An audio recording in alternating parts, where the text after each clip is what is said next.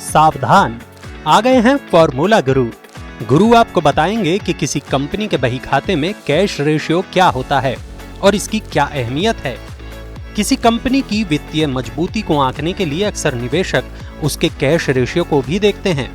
Company की balance sheet में सबसे लिक्विड करंट एसेट कैश और कैश इक्विवेलेंट होता है।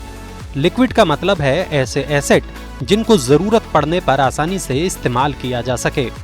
मसलन 3 महीने से कम वक्त में बेचे जा सकने वाले कमर्शियल पेपर, ट्रेजरी बिल और शॉर्ट टर्म के गवर्नमेंट बॉन्ड वगैरह कैश इक्विवेलेंट में आते हैं। कर्ज देने वाले ज्यादातर बैंक या अन्य संस्थाएं किसी कंपनी के कैश रेशियो पर ज्यादा जोर देते हैं। असल में इससे ये आइडिया मिल जाता है कि किसी कंपनी के पास मौजूदा कर्ज या भविष्य में कर्ज चुकाने के लिए स्थिर नकदी बनाए रखने की क्षमता है या नहीं। अब आपको बताते हैं कि कैश रेशियो कैसे निकालते हैं। कैश रेशियो बराबर कैश और कैश इक्विवेलेंट, इसे भाग करते हैं कुल करंट लायबिलिटीज से। कैश रेशियो 1 से ज्यादा या कम के आंकड़े में आता है।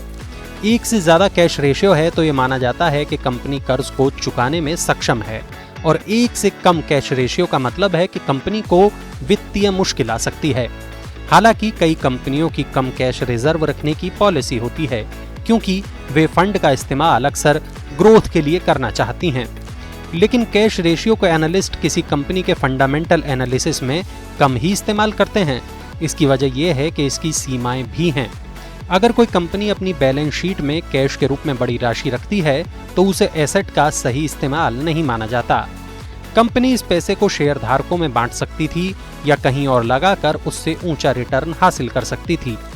इससे यह भी देखा जाता है कि किसी कारोबार में एक समय के भीतर नकदी की हालत में कितना सुधार हो रहा है।